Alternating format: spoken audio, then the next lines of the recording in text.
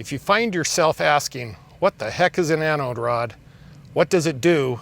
And why do I need one? This might be the video for you.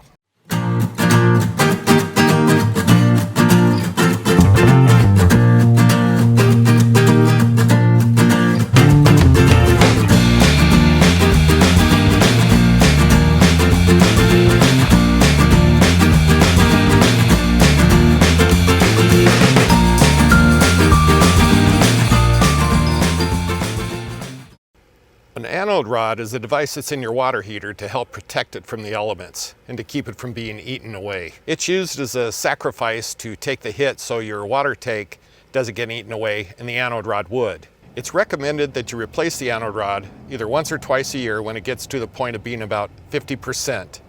Now let's go through the process of how to remove your anode rod and to install a new one back in.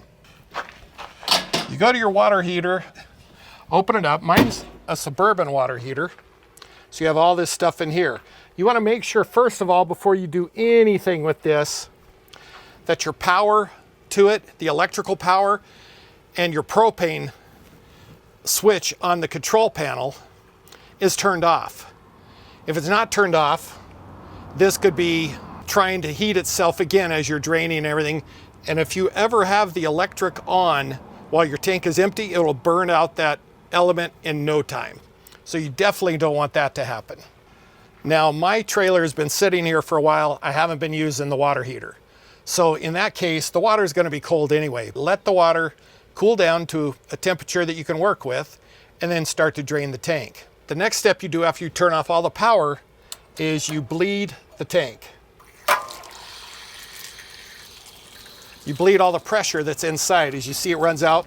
Water getting in there is fine. So once you see that no pressure is on this anymore, then you can start the process of taking the anode rod out. I don't know what it is in standard, but in metric, it's a 27 millimeter socket.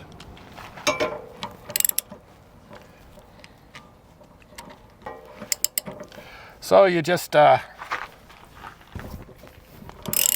unscrewing. You're gonna get some water coming out of here. Don't know how much it's gonna be. I don't know how full my tank is, but you can see, oh man. Once again, I waited way too long. That's even worse than the first time I did it. So every 6 months to 1 year, you want to change out your anode rod. This is what a new anode rod looks like compared to the old one. Again, wow, I can't even believe I did that. So I'm gonna leave my tank empty at this point. I guess showing you the good with the bad. So we're gonna let the tank drain, and then we're going to show the process of flushing it out. All right, so once you've emptied the tank, now's the time to get a little wand like this. I got this on Amazon. Putting this in here, turn your water on, and you should see a lot more calcium chunks coming out. You can just flush it around in there for a while. My goodness. Yeah. So I'm not going to show you this whole process, but you're going to do this till the water is coming out pretty clean. Once you get to the point where it looks like the water is starting to come out pretty clean, you can start buttoning down the hatches and get it put back to normal. Again, one last time to show what not to do. Here's the two anode rods. Old one, new one. The new one, you're going to put Teflon tape around the threads so it'll be watertight when you put it in. Again, don't tighten it too much, but tighten it enough to make sure it's secure. I'm not going to be filling my tank today because it's just going to be sitting here. I'm going to leave it empty so as not to have this go bad again. But you're going to fill up your tank, leave this valve, pressure relief valve, open until water starts coming out. Once water starts coming out, then you can close it.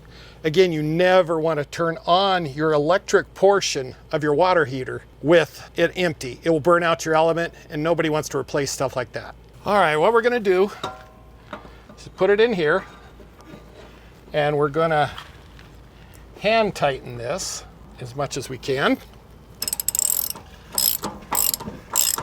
Now that I've gotten tightened, I should be good to go. It's ready to fill up. And you can do that at this point if you're going to need it to start up using it again, or in my case, I'm just going to let it sit for a while.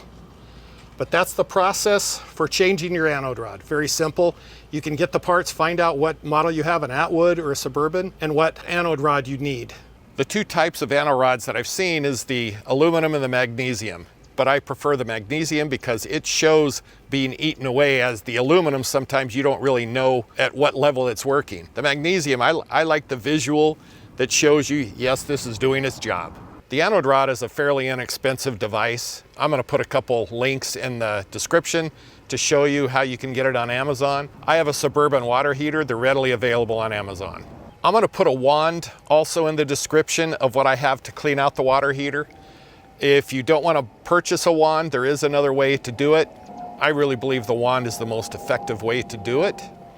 But if you don't want to buy the wand, what you can do is take your anode rod after you've removed it from your tank, lightly screw it back in, and then fill up your water tank to a quarter or half of capacity. Then you can take the anode rod back out, and those calcium chips will raise to the top and float out as you open it up back up. This is just an inexpensive way. If you don't have the wand or you don't want to purchase the wand, you can take care of that. A practice I'm going to start doing now is to go ahead and drain my water heater if I'm going to have the RV sitting for a little while, so as not to be eating up the anode rod continuously. Thanks for watching. If this helps at all, please subscribe and give me a thumbs up, a like, and I appreciate it. Till next time.